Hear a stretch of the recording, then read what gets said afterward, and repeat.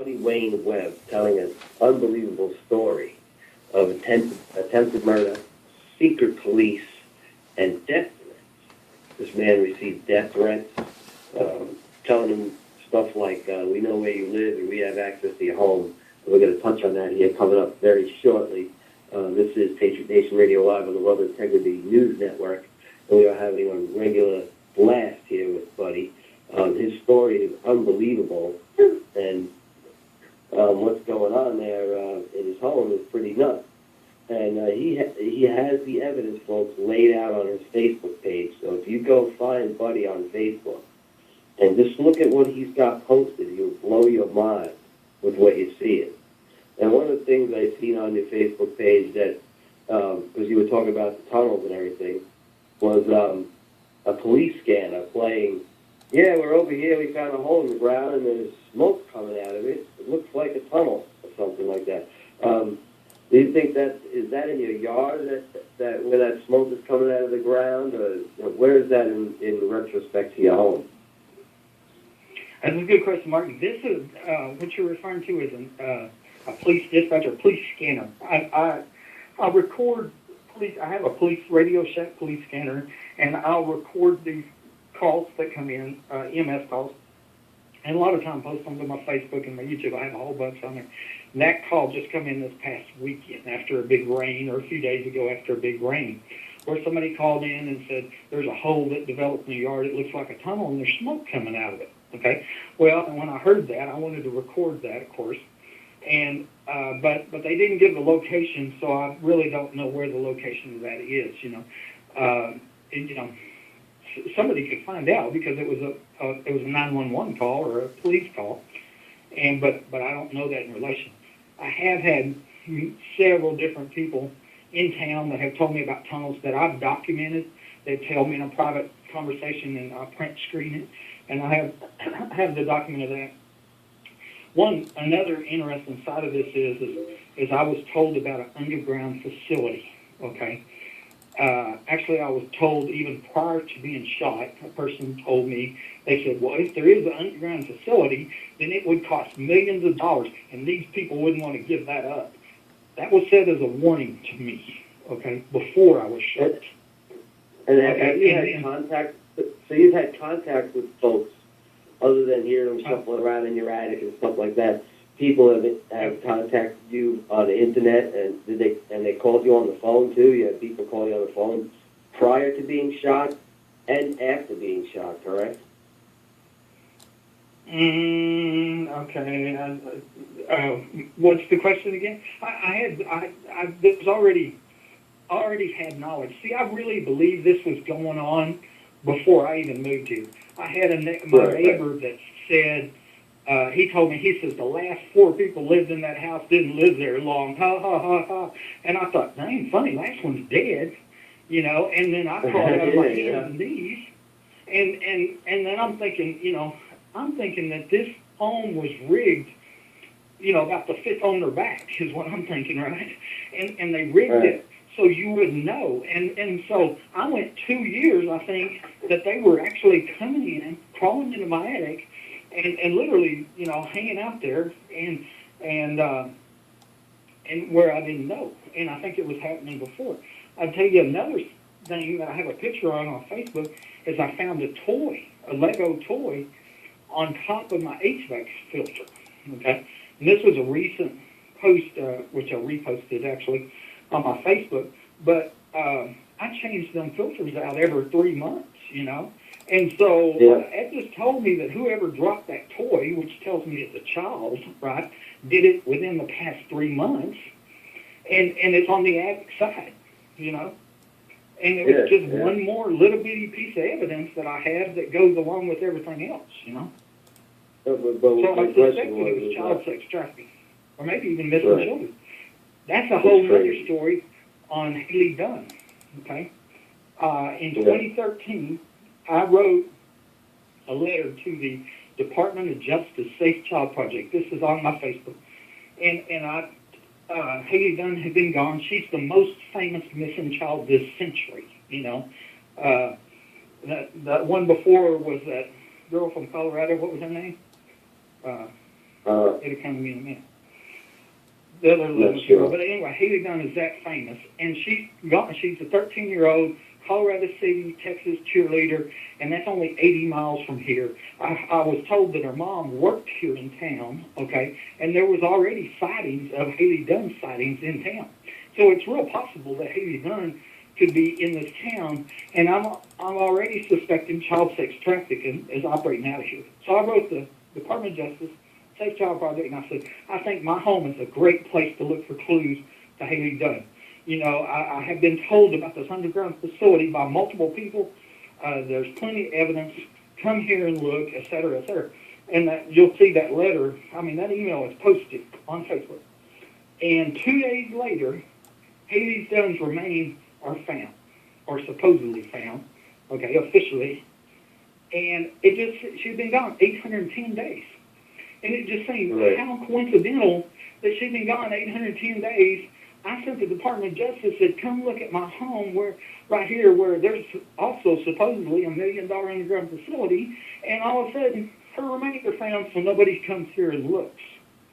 And I have questioned if that was even her remains that were found, or if they didn't come up with some remains, so they were not forced to come here and uncover the underground facility and the tunnels, and maybe even the murder of the previous homeowner, the capital attempted murder on me, et cetera, et cetera. Right? It seems like a lot of shenanigans going on there. Do you think maybe possibly someone highly important is connected to this underground facility that could possibly be connected with the train rail behind, what is it, Home Depot? Yeah, and that's a trucking lane, right? Okay. Trucking lane. I tell you what, I have taken, because I have security hand pictures, timestamp. I have the police reports. You know, my phone records are proved, the DEA was called. This is a national level news story on multiple levels, okay? You know, just the fact that I call the DEA, report a suspected tunnel, and then I'm shot from the tunnel 2 weeks later and they don't look. That's a national news story.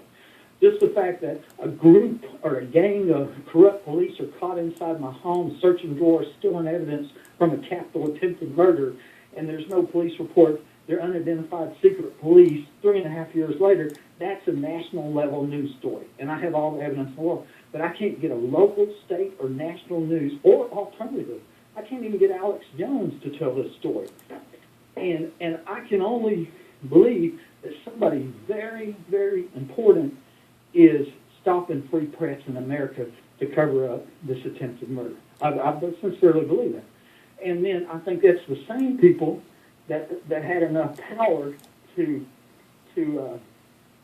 order, and I wouldn't say order because you can't really order a police officer to commit a crime, and they have to make that choice themselves, but maybe they can suggest it to them to, you know, tell them, go clean up that, you know, that capital attempted murder or whatever. But somebody real powerful is behind that. And then I haven't even hit on what's going on at the hospital, because I have found falsified x-rays that I have pictures of, falsified blood work, okay? And that's a whole nother story. And once again, I believe it's incredible to even think that somebody could falsify x-rays, okay, at multiple places. You have to be a very powerful person to do that. But go look at the evidence, because I posted on Facebook, and you have to agree that that's exactly what happened. And I believe it was done because certain people were trying to call this an accident. They were trying to call this a failed murder attempt an accident and say I shot myself. So they switched out my x-rays with a person that was shot with a shotgun 11 days before I was. That's what I believe. The reason I believe that is because one of my radiological reports, okay, from a doctor, I found where it stated that I was shot 11 days before I was shot. And then it stated I had another x-ray 9 days before I was shot.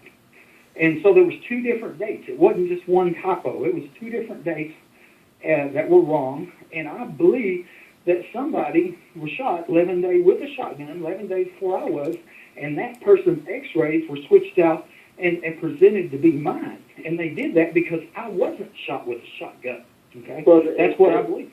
And the reason I figured this out in the first place is because I had a broken bone or broken pinky toe just 4 months before, Right. and I had an X-ray, and all of a sudden, this foot that I'm being shown doesn't have that broken toe. It's like disappeared. It wasn't my Right. foot. They were showing me X-rays of somebody else's foot. That's incredible in itself. So once again, that ties back to somebody really powerful is behind these Now, crimes.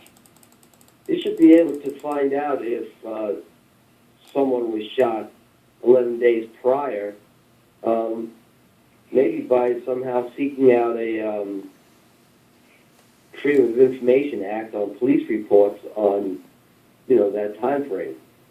Or something. If there's some kind of way to get the information to find out if someone else was shot by a shotgun in the You same get way. into HIPAA laws, right? I mean, and HIPAA laws Yeah, are pretty yeah, strict yeah. on medical information. But as you said, you could go to police reports. Yeah, and I agree with you. Yes, a legitimate reporter could do a Freedom of Information Act and maybe find out if somebody was shot. I believe that there's probably multiple people that know, okay? Right. I was told, okay, in so many words, that a lot of people were present when I was shot, okay? And basically how I was told, a couple of weeks after I was shot, a person comes by the house, and they said, you don't know how many lives you ruined with your idiocy. Well, my idiocy was staying home and minding my own business and then surviving a home invasion and a murder attempt, right? That was my idiocy. But what that told me is a lot of people were present when I shot. Well, where were they? They were in this $1 million underground facility that 4 people have told me about. And I've got one of them, I've got it on my Facebook where I captured a print screen. She told me it was a half block from my house. I have it. A person told me that. Yeah, I know it's there. It's a half block from your house. Not 2 blocks, half block. And so anyways, I believe there's a lot of witnesses around here. And that's also part of the reason that I've seen such a level of corruption. Secret police, falsified X-rays. Everybody's trying to cover it up because I can only guess, but I'm suspecting whatever they were doing was illegal, and that's why nobody's come forward. And all I can do is go on what people have told me and the evidence. There's plenty of evidence to justify an investigation. And no one's investigating. They've all turned their backs on you, apparently. There's obviously something going on there because of the widespread cover-up. And recently, I guess about a month and a half, almost 2 months ago, you received a death threat. Is that correct? That is correct. And what was happening there, I have a picture that I created, or Mimi, somebody, on Facebook called Pictures Mimi. And it has pictures of enlarged face pictures of all the secret police that were caught inside my home that are still unidentified, that I've worked so hard to get them identified.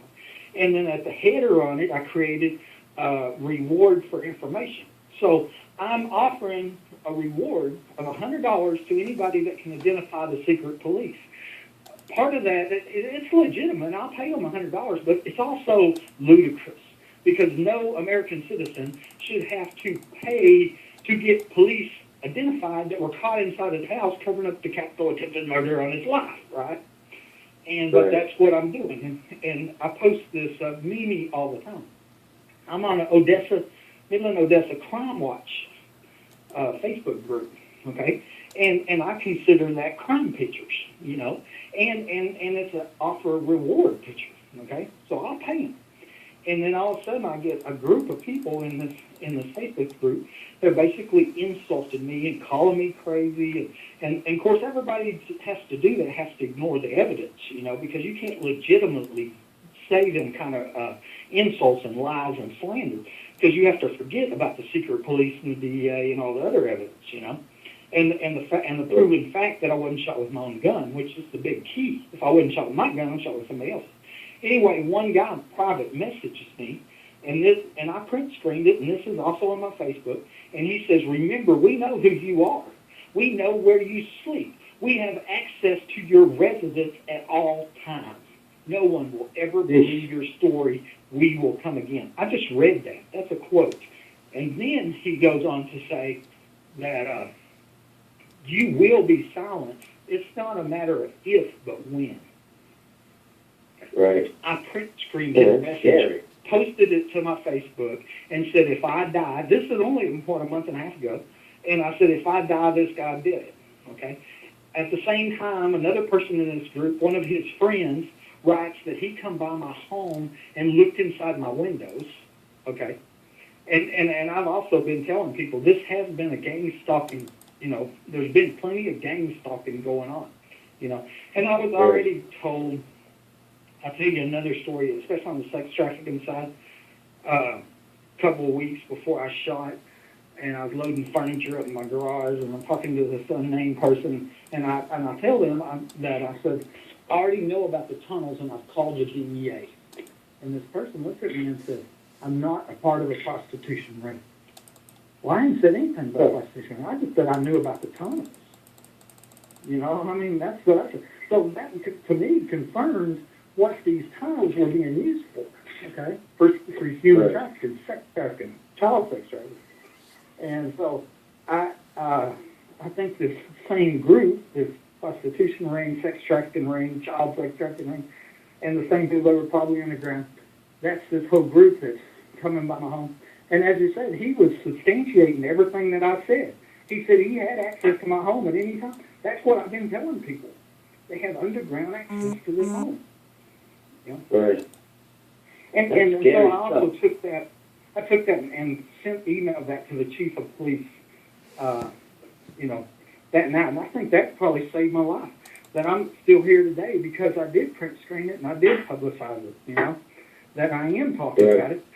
And as I told other people that have wanted me to move, that the last homeowner was moving. He was 2 weeks away from being moved, and he died. So moving ain't not a good idea.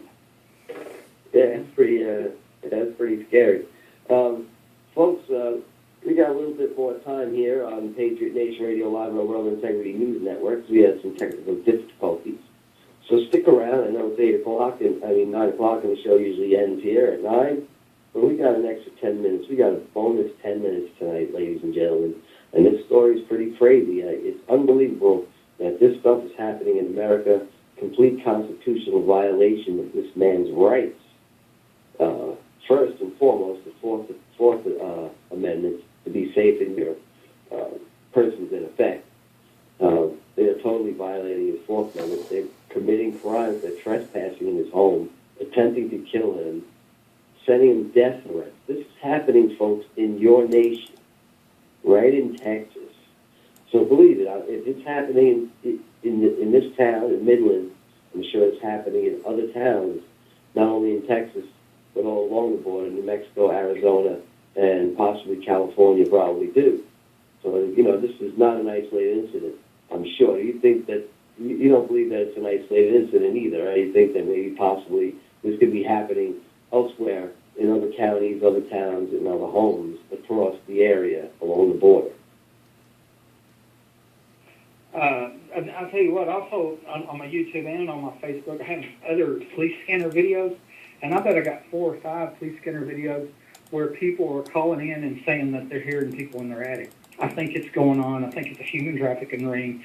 I think somebody has come up with this idea because if you're a human trafficker, you have a housing problem, And so what better place to have some unsuspecting homeowner do your housing for you, and then you don't pay for it.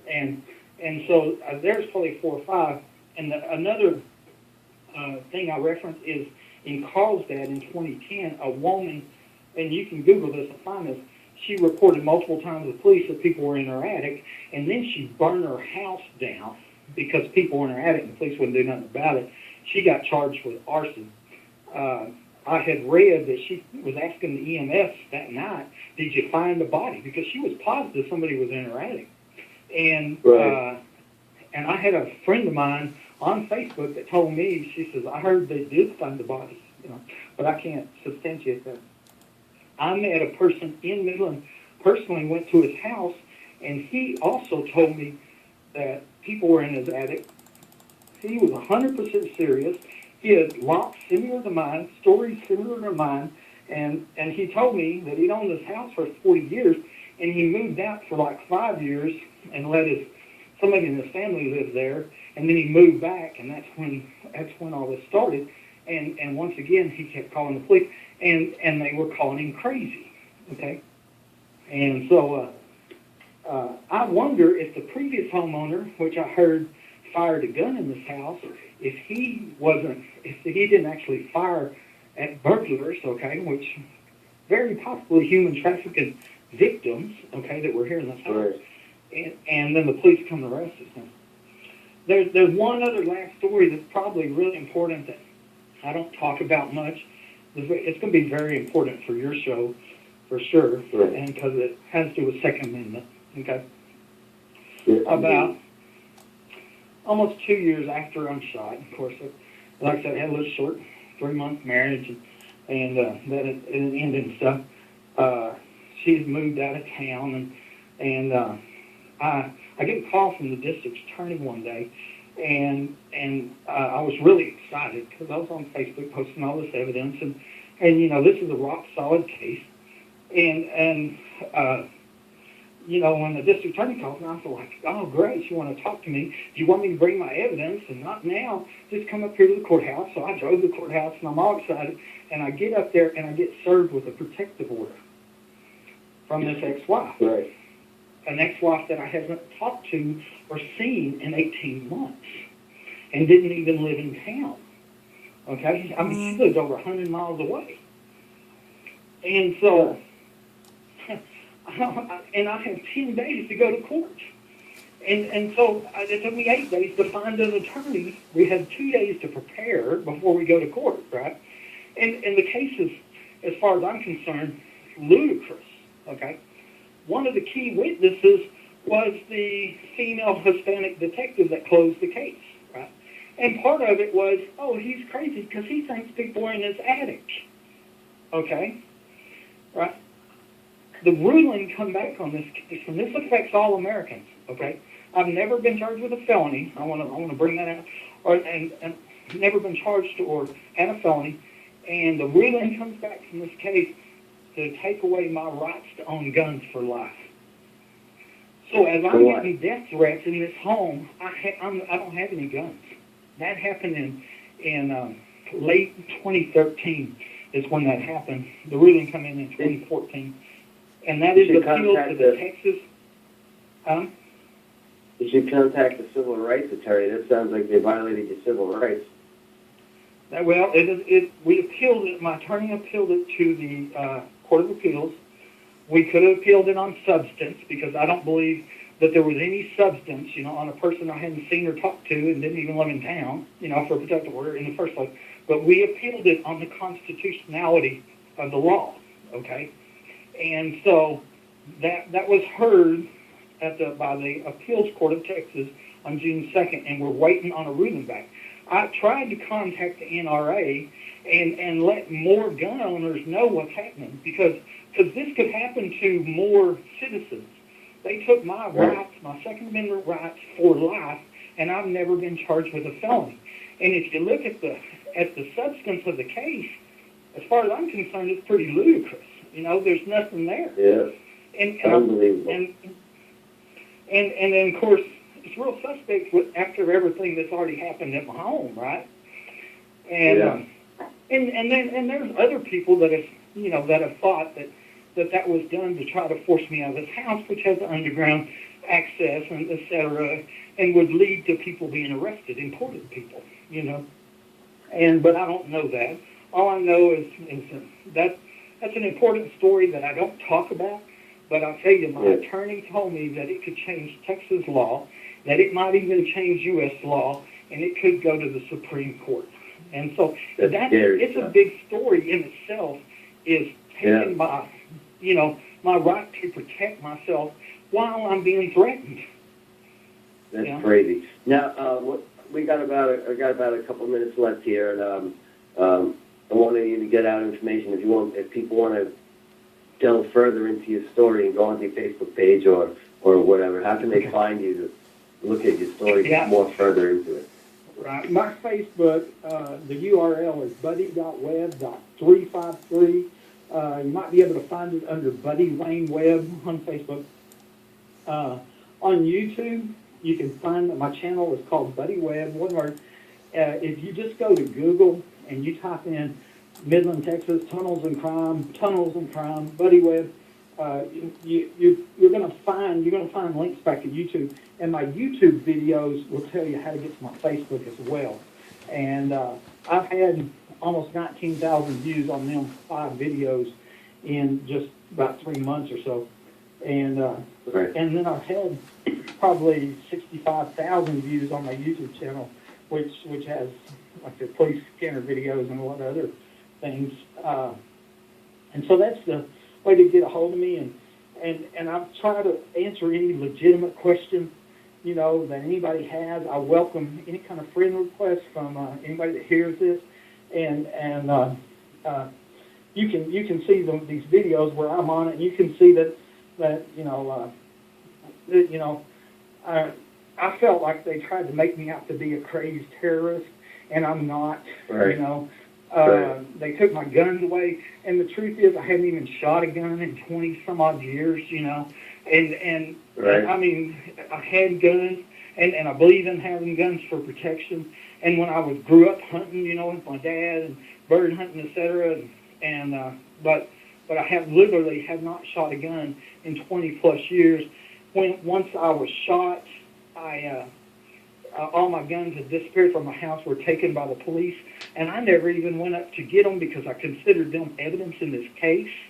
And so 18 months later, when the protective order case come around and they took away my right to own guns, I hadn't even had a gun in 18 months. They were at the police station because I'm trying to get this case done, But I still want my guns back, And one of them was given to me as a gift for my 21st birthday from my parents.